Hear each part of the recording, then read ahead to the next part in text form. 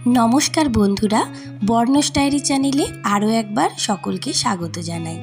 আশা করি আপনারা সকলেই খুব ভালো আছেন, সুস্থ আছেন।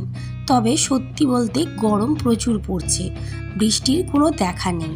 তাই আপনারা অবশ্যই নিজেদের খেয়াল রাখবেন, এই গরমে নিজেদেরকে সুস্থ রাখবেন। তো আজ আমি কিন্তু এই গরমের একটি সুন্দর রেসিপি আপনাদের সাথে শেয়ার করব, কলা দিয়ে আইসক্রিম। এটা বাচ্চাদের খুবই পছন্দ হবে আর বাচ্চাদের জন্য খুবই হেলদি হবে, কারণ গরম তো কমছেই না, বাচ্চাদের আইসক্রিমের বায়নাও চলেই যাচ্ছে। তো বাড়িতেই যদি এইভাবে কলা দিয়ে আইসক্রিম বানানো যায় তাহলে খুব ভালো হয়। তাহলে চলুন রেসিপিটা শুরু করা যাক। তো শুরুতেই দেখুন, এখানে কিন্তু আমি 3টে কলা নিয়ে নিয়েছি।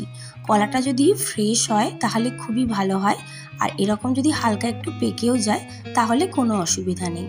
তো দেখুন, প্রথমেই কলাগুলোকে আমি একটা কন্টেনারের মধ্যে এরকম পিস পিস করে কেটে রেখে দেব। তো এটাকে একদম আমি ডিপ ফ্রিজে এই কন্টেনারটাকে রেখে দিচ্ছি, আর এটা অবশ্যই 5 থেকে 6 ঘন্টা এইভাবে রেখে দিতে হবে। তো 5 থেকে 6 ঘন্টা পর আমি ফিরে এলাম। তো দেখুন, কলাগুলো একদম প্রায় বরফের মতোই শক্ত হয়ে গিয়েছে। এই অবস্থায় কিন্তু আইসক্রিমের টেক্সচারটা খুব ভালো আসে, তাই এটাকে অবশ্যই কিন্তু ডিপ ফ্রিজে 4 থেকে 5 ঘন্টা রাখার চেষ্টা করবেন। তো এরকমভাবে রেখে দিয়েছি। এরপরে দেখুন, কলাগুলো নিয়ে নিলাম মিক্সিং জারে, আর এখানে কিছু ক্যাডবেরি আমি ভেঙে দিয়ে দিচ্ছি। তো ক্যাডবেরিগুলো যদি আপনাদের গরমে গলে যায় তাহলে কিন্তু কোনো অসুবিধা নেই। আমার যেহেতু ফ্রিজে ছিল তাই এরকম শক্ত শক্ত হয়ে আছে। তো আর এখানে দেখুন, অনেকটা পরিমাণে আমি কাজু বাদাম কুচিয়ে নিয়েছি, আর কাজু বাদামগুলো অবশ্যই কিন্তু আমার 15 থেকে 20 মিনিট ভেজানো ছিল। ভিজিয়ে ব্যবহার করলে বা বাচ্চাদের খাওয়ালে গ্যাসের কোনো সমস্যা হয় না। আর দিয়ে দিলাম এখানে মিষ্টির জন্য চিনি, আর দিচ্ছি কনডেন্স মিল্ক 3 থেকে 4 চামচ। তো মিষ্টিটা আপনারা আপনাদের মুখের স্বাদ অনুযায়ী দেবেন।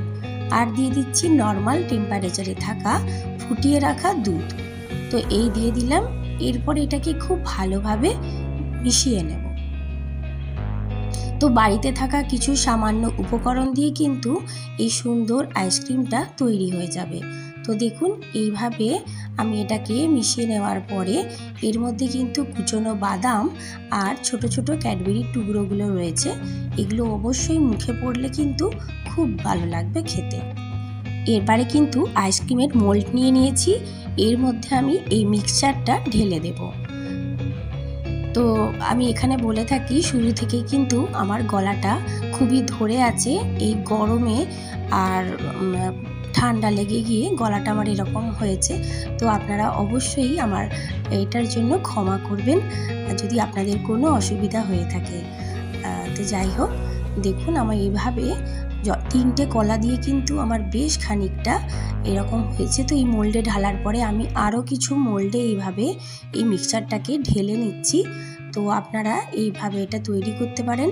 আর এখানে কাজু বাদামগুলো এই কারণে এতটাই কুচিয়ে দিয়েছিলাম আমি পরিমাণে, যাতে মুখে পড়লে এগুলো খেতে খুবই ভালো লাগে।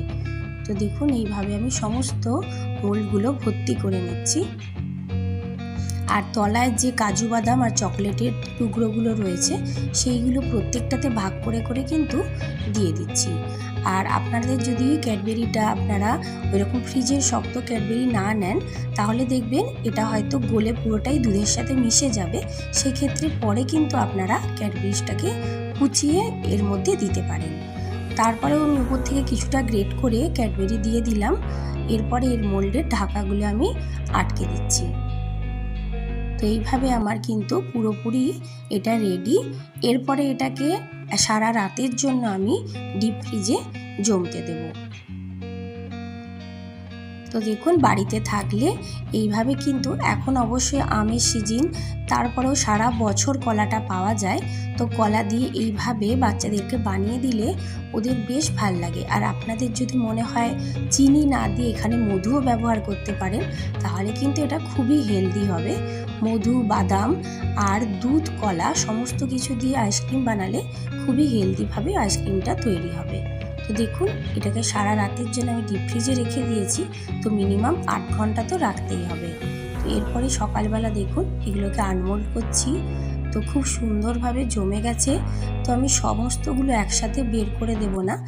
হ্যাঁ, ডিপ ফ্রিজ থেকে বের করে নিয়েছি ঠিকই, কিন্তু খাওয়ার মতো অতজন ছিল না, সেই কারণে আমি 3 থেকে 5খানাই বের করছি, আর বাকিগুলো আবার আমি ডিপ ফ্রিজে ঢুকিয়ে নেব।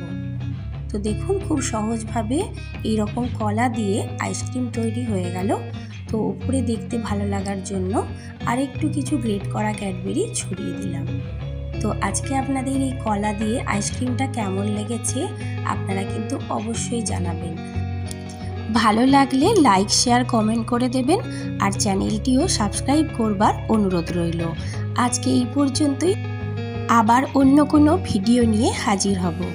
ধন্যবাদ।